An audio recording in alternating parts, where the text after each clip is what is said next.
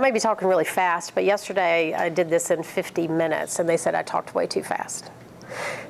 So, very good. Okay, 10-year-old, 30 kilo, comes to the ED with emesis, lethargy, and some weight loss over the past couple of weeks. Here are his vital signs. Anything look abnormal? Not terrible, but a little tacky and a little tachypnic for a 10-year-old. Not too bad. But what should we do first, you think, for this kid?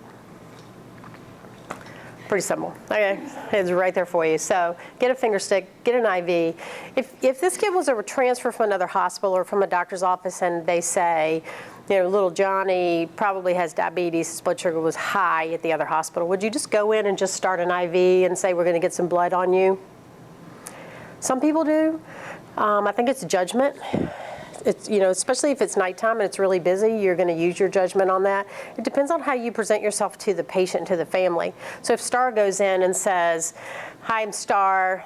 We know that you came from another hospital. It's possible that you may have some, you know, high blood sugar, and we need to kind of find out what's going on sooner than later. So instead of waiting because the doctors are really busy right now, I'm going to start an IV and get some blood work if that would be helpful. That's probably not a bad thing to do because some parents come here knowing that their child may have diabetes and they're scared to death. And the last thing they want to do is put their child through this traumatic blood draw before anybody's come in and even talk to them about maybe having diabetes. So always an HCG for the pre-pubertal girls because you just never know.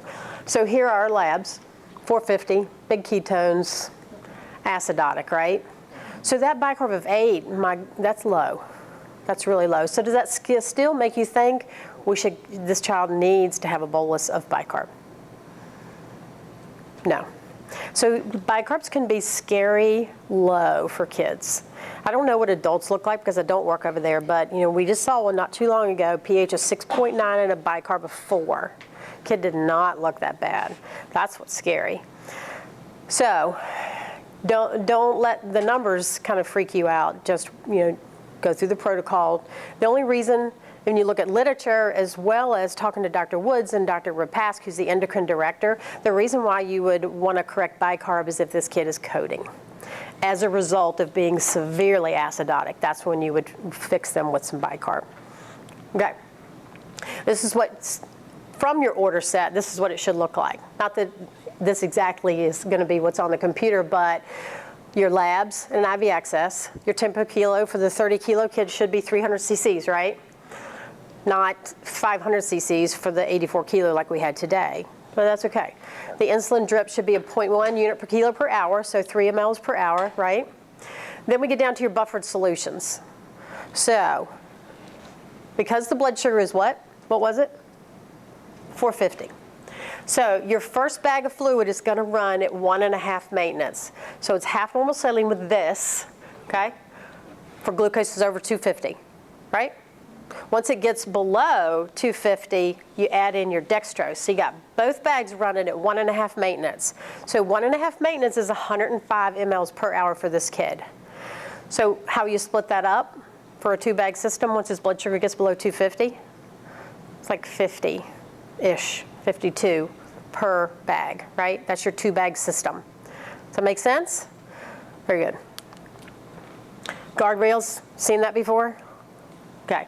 What happens if you go in and you put in, you know what your desktop library looks like? Have you ever paid attention to it? As soon as you turn your pump on your desktop, you see Med-Surg, you see MU, you see pediatrics, and then newborn. Right? So if you use Med-Surg at the very top and program in your guardrail for insulin, you're going to get units per hour. So if you don't pick up on that, the machine will take it. So just be cautious and realize you need to pick pediatrics so that you get 0.1 units per kilo per hour. Okay?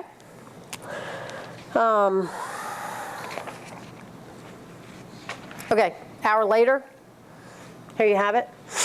350, large ketones, gas is looking a little bit better. What do we do? Continue, keep going. Ketones, don't forget, you know, we check those with every void while they're acidotic. Documented every void. So you're catching your urine output, how much they pee, and whether or not they have ketones, because some doctors use insulin to help correct the ketones as well. They'll add in a unit for their ketones.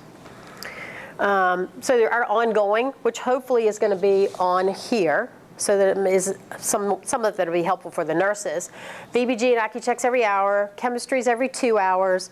Just as I said, ketones with every void, and neuro checks. Why are we doing neuro checks? Just in case of cerebral edema. That's right. If you're not giving too much fluid, and you're not giving bicarb, and you're not doing these major fluid shifts causing this hyperosmolality changes, then you probably won't have it. But Dr. Wood says that everybody that comes into the ED with DKA has some form of cerebral edema anyway. Just don't want to exacerbate any of them. So how are we doing? Your insulin infusion's running. Your buffered solution at 1.5 maintenance is 105 an hour. You're doing everything that you should be. The patient is MPO. Why are they MPO? Including ice chips. No ice chips. No sips of water. They're on an insulin drip. They're going to the PICU. MPO is strict. Why? It is fluid restriction because of, again, the whole thing with cerebral edema. So they consider ice chips and water to be free water, and free water is something that you don't need. Not when you're in this stage of being fixed, okay? So you get what only the doc orders. What only is going into your body is the fluids that you get controlled by us for the time being. All right, so now what? Yay. We laughed about this yesterday because this kid looks like he has chickenpox or meningitis one of the time. He's too happy for meningitis. Okay, so yeah, 6 hours later and the kid is not gone to the PICU. They're still in the ED. Surprise. So, but here are your labs. So what do you think about those? What do you think? Better? Yep. Happy? For the most part? Yeah. I mean, it's 6 hours later, so you can't really wake them up if it's in the middle of the night, turn the drip off, like we talked about earlier. So you use that protocol in my little cards that is transitioning from the drip to sub-Q. And that talks about checking and make sure they have Lantus, at least wake them up, see if they can tolerate some clears. If they can, anyway, it's a step-by-step product of how you move forward with it, all right? And that's just what I said. And this just reiterates the carb ratio and the correction factor. So try not to let it flip you out too much because it is set for each patient based on their age and based on their weight. We didn't really go over it, but I think you guys, did you feel like you got it in terms of how you figure out how many grams they get for their, how many units they get for their carb ratio and how you come up with the correction factor? If not, I'll go over it again. Good enough? Okay. So that's the example, just in case. His food tray, let me mention that real quick too. So he's in the ED and he's not in DKA, and we say, so you had a little bit of some water and you tolerated that okay, you're not vomiting, you're not sick to your stomach, so we're gonna let you eat something. What would you like? And he's like, well, I want 2 pieces of pizza and some french fries and a little bit of chocolate pudding. So probably not gonna do that, but we're not gonna be too strict either. So we may say, oh, how about some french fries and 2 chicken nuggets? That's not gonna hurt anything. Not for starting out, right? He's got a long way to go on this diabetes roll, so let's let him eat a little bit of something decent. Some don't agree with me. I think Dr. Schlager's like, you can have a turkey sandwich and half the bread. You can have a little bit of this, but we're gonna get them to the floor. That's the most important thing, and they will begin the teaching up there. So anyway, that's 70 grams total. Based on him, he's a unit for every 30 grams, so a unit for every 10 grams, sorry. So he's gonna get 7 units for the carb correction. For his glucose, let's say it was 250, and he gets a unit for every 30 over 120. So you take your target 250, you take your glucose of 250 minus your target of 120, and then divide it by a correction. Make sense? And then you get 4 units, so total 11, and you give it to him. Okay? Too fast? Good? That's it. In a nutshell. Yes, ma'am. So how soon are you transitioning if they have DKA and they've cracked it and you've given them their Lantus and stopped their insulin infusion? How soon are you jumping to the carb correction? It depends. So she was asking if you're on the insulin infusion and you correct, your anion gap closes, your acidosis resolved, and you're moving on to the subcutaneous and the carb correction how quickly do you do that? Sometimes it's pretty quick.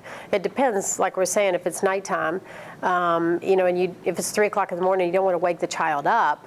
You would just want to talk with the resident so that they can confer with endocrine to say, look, this is where we are. The pH is 7.38. The kid's sound asleep, looks really good. I don't want to wake him up at 3 in the morning to see if he can tolerate PO. So let's make sure that his Lantus is given first, and then discuss with endocrine what they want to do. So wake him up in the middle of the night, give this Lantus. injection. So the Lantus should be between 5 p.m. and 2 a.m. regardless. Okay. Yeah. And then to sort of consult with endocrine to see what their plan is, because sometimes they have a little bit different route of direction they want to go. Okay? The cards seem reasonable. Did look at them? Something that might work for the nurses, because I think it's hard to follow along as far as what we should do. Other than that, any further questions? Okay, that's it. Thank you.